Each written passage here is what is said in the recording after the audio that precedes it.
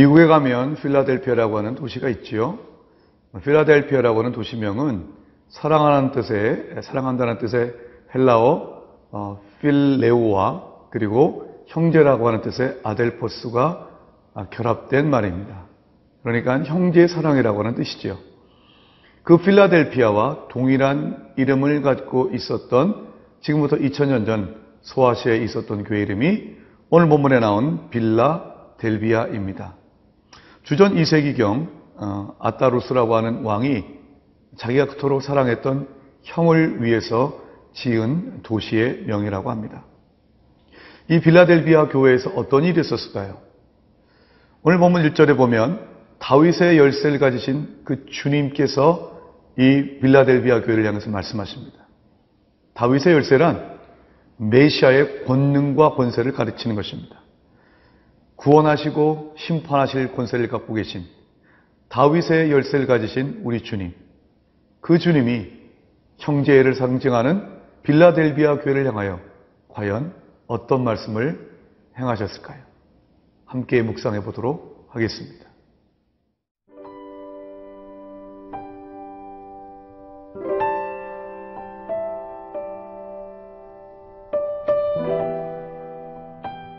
요한계시록 3장 7절에서 13절 말씀입니다.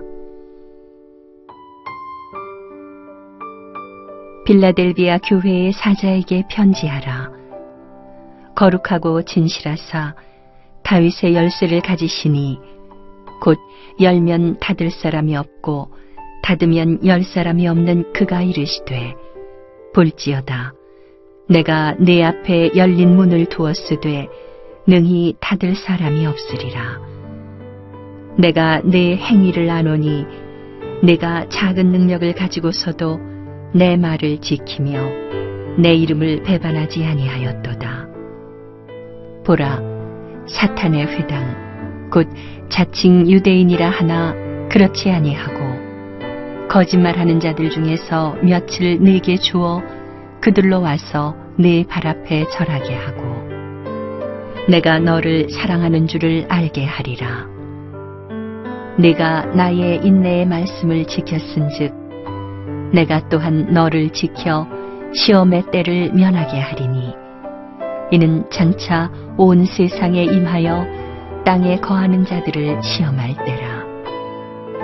내가 속히 오리니 네가 가진 것을 굳게 잡아 아무도 네 면류관을 빼앗지 못하게 하라. 이기는 자는 내 하나님 성전의 기둥이 되게 하리니 그가 결코 다시 나가지 아니하리라. 내가 하나님의 이름과 하나님의 성, 곧 하늘에서 내 하나님께로부터 내려오는 새 예루살렘의 이름과 나의 새 이름을 그의 위에 기록하리라. 귀 있는 자는 성령이 교회들에게 하시는 말씀을 들을지어다. 빌라델비아 교회는 주님으로부터 책망을 받지 않고 칭찬을 받았던 교회였습니다. 우리 주님이 빌라델비아 교회의 어떤 모습을 칭찬하셨을까요? 8절 말씀이 이렇게 얘기를 합니다. 볼지어다 내가 네 앞에 열린 문을 두었을 때 능히 닫을 사람이 없으리라. 내가 네 행위를 아노니 내가 작은 능력을 가지고서도 내 말을 지키며 내 이름을 배반하지 아니하였도다. 빌라델비아 교회는 연약한 교회였던 것 같습니다. 그 능력이 그리 대단하지 않았습니다. 그런데 적은 능력이었지만 그러나 주님의 말씀을 신실하게 지켰고 주님의 이름을 결코 부인하지 않고 배반하지 않았던 교회였습니다. 우리 주님은 바로 이러한 아름다운 빌라델비아 교회의 행위를 알고 계신다라고 말씀하십니다. 그 빌라델비아 교회를 위해서 우리 주님께서는 다음과 같은 축복을 약속하십니다. 첫 번째는 열린 문을 두었을 때 능히 닫을 사람이 없도다. 여러분, 문이 막혔다라고 하는 것은, 닫혔다라고 하는 것은 사방이 막히는 일, 어떻게 살아가야 될지 모르고 그리고 사방에 환란이 있어서 도무지 탈출구가 없는 상황을 말하지 않겠습니까? 그런데 우리 주님께서는 연약하기 때문에 이 땅 가운데서 혼자 살아갈 수 없지만 많은 곳으로부터 사람들이 이 빌라델비아 교인들을 향해서 문을 닫아버리지만 그러나 우리 주님만큼은 구원의 문을, 저 천국 문을 활짝 여셨다는 것입니다. 여러분의 인생 가운데 문이 닫혔습니까? 어떻게 될지 모르시겠습니까? 능력도 없으십니까? 그러나 염려하지 마십시오. 주님의 이름을 배반하지 않고 주님의 말씀만 굳게 붙드신다면 우리 주님이 여러분을 위하여 구원의 문을 열어두고 계신 줄 믿습니다. 그 열린 문을 그 어느 누구도 감히 닫을 자가 없습니다. 왜냐하면 우리 주님은 다윗의 열쇠를 가지신 권세의 메시아이시기 때문에 그렇습니다. 또한 우리 주님은 이 빌라델비아 교회를 향해서 다음같이 축복하십니다. 9절의 말씀입니다. 보라, 사단의 회당 곧 자칭 유대인이라 하나 그렇지 아니하고 거짓말하는 자들 중에 며칠 내게 주어 그들로 와서 내 발 앞에 절하게 하고 내가 너를 사랑하는 줄을 알게 하리라. 9절을 보면 자칭 유대인이라고 하는 자들이 있었습니다. 이들은 유대인이다. 이것은 하나님의 택하신 백성이라는 뜻입니다. 그러나 그들이 혈통적으로는 유대인이라 할지라도 그들은 사실은 사단의 회당이라고 말합니다. 왜냐하면 예수 그리스도를 거부하기 때문입니다. 예수 믿는 자들을 박해했기 때문입니다.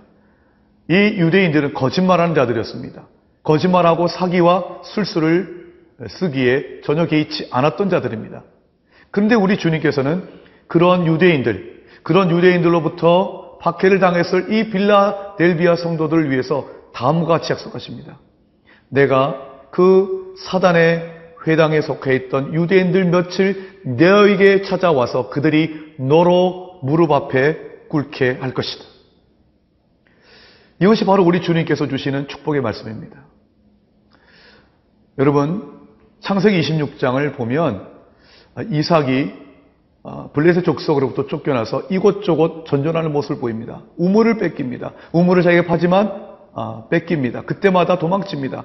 그런데 나중에 결국 그 블레셋 족속의 왕인 아비멜렉이 찾아와서 이렇게 이야기를 합니다.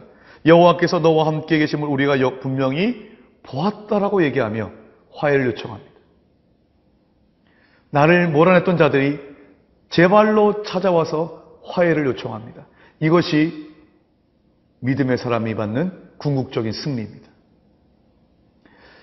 시편 23편에도 보면 우리 주님께서 말씀하셨죠. 주께서 내 원수의 목전에서 내게 상을 차려주셨다. 내 잔이 넘친다고 말씀하십니다. 나를 괴롭히던 원수들을 그 원수들 앞에 보란듯이 우리 주님은 승리의 상을 차려주실 것입니다. 능력이 적다고 낙담하지 마십시오.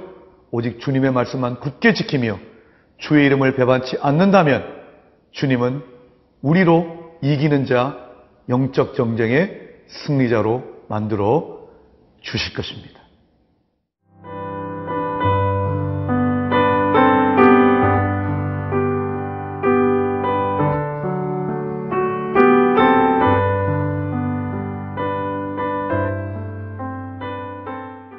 비록 능력은 적었지만 주의 말씀을 지키고 주님의 이름을 배반하지 않았던 빌라델비아 교회, 그 교회를 향한 우리 주님의 축복의 말씀은 계속됩니다. 오늘 본문 10절 보니까 이렇게 기록되어 있습니다.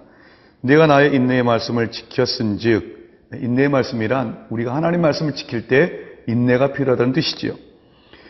그 인내의 말씀을 지켰은즉 내가 또한 너를 지켜 시험의 때를 면하게 하리니 이는 장차 온 세상에 임하여 땅에 거하는 자들을 시험할 때라. 우리 주님은 우리에게 시험을 자체를 허락하지 않겠다라고 말씀하지 않습니다. 시험은 올 것입니다. 그런데 그 시험을 속에서도 우리를 지켜 주실 것이라고 얘기합니다. 특별히 10절에서 말씀하고 있는 시험의 때는 장차 온 세상에 임하는 시험입니다. 땅에 거하는 자들을 시험하는 시험입니다. 온 세상에 임한다고 하는 것은 그것은 주님이 재림하실 때 있을 마지막 환란이요 시험인 것입니다. 그 대상은 땅에 거하는 자들입니다. 요한계시록에서 땅에 거하는 자들은 예수를 따르지 아니하는 사단에 속한 불신자들을 가리킵니다. 그들에게 하나님께서 환난을, 시험을 주실 텐데 비록 연약하지만 말씀을 지키고 주님만 바라보는 자들 그 가운데서 지켜주시겠다고, 그 환난을 당치 아니하게 해주시겠다고 우리 주님 말씀하십니다. 얼마나 아름다운 축복입니까? 비록 연약하지만 말씀을 지키는 자가 될 때, 그렇기 때문에 더욱더 우리 주님은 우리를 지켜주실 것입니다. 우리 주님은 이러한 빌라델비아 교회에게 축복을 약속하신 후에 마지막으로 이렇게 권면을 또한 하십니다. 11절입니다. 내가 속히 오리니 네가 가진 것을 굳게 잡아 아무도 내 면류관을 빼앗지 못하게 하라. 주님이 속히 재림하실 것을 말씀하시면서 이렇게 당부합니다. 네가 가진 것을 굳게 붙잡아라. 빼앗기지 말아라 말씀하십니다. 그렇다면 네가 가진 것, 빌라델비아 교회가 가진 것이 무엇이겠습니까? 재산입니까? 권력입니까? 아닙니다. 오늘 보면 8절에 분명 빌라델비아 교회는 작은 능력을 가진 교회라고 얘기했습니다. 미미합니다. 그러나 그가 가지고 있었던 것은 주의 말씀을 지키고 주의 이름을 배반하지 아니하는 신실한 믿음이었습니다.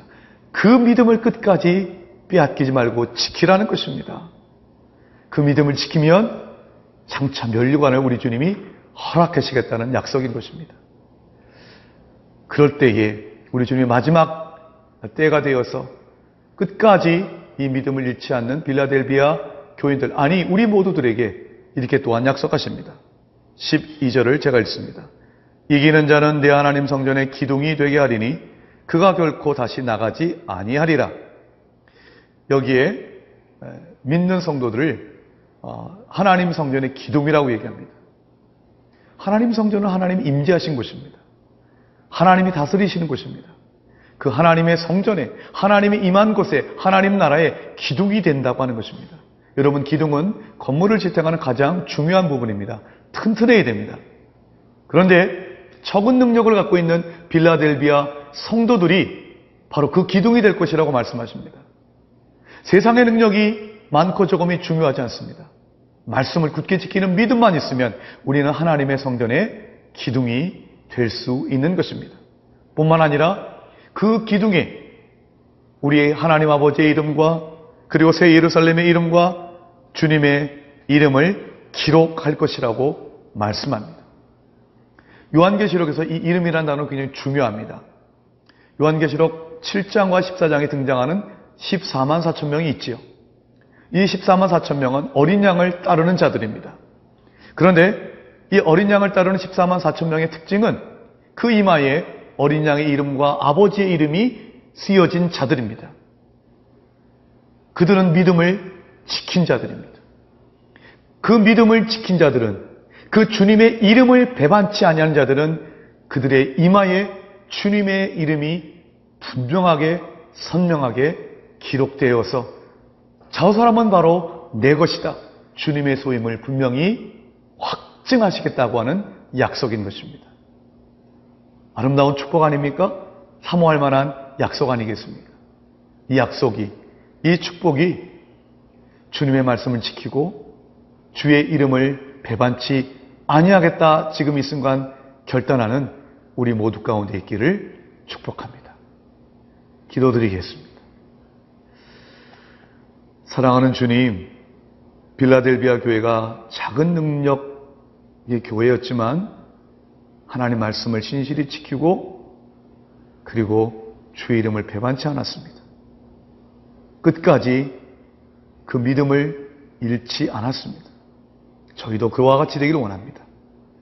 주의 말씀을 지키는 자, 주의 이름을 배반치 않는 자가 하나님 성전의 기둥이 될 수 있음을 깨닫고 끝까지 이 믿음을 빼앗기지 아니하는, 그래서 영광의 면류관을 받아 쓰는 자들 다 되게 하여 주시옵소서. 예수 그리스도의 이름으로 기도드리옵나이다. 아멘.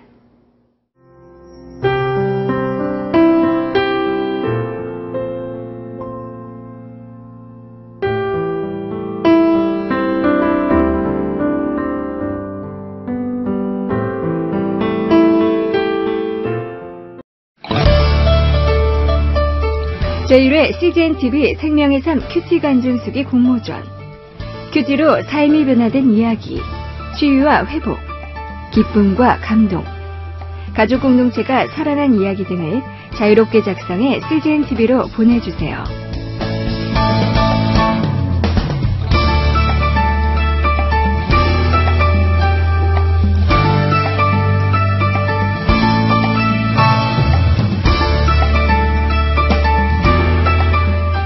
큐티 간증 수기는 우편이나 메일 주소로 보내실 수 있습니다.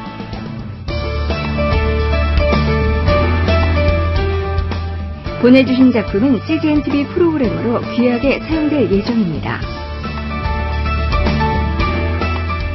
당첨되신 분들께는 소정의 상품들이 준비되어 있습니다. 하나님의 말씀을 사모하는 분들의 많은 관심과 참여 바랍니다.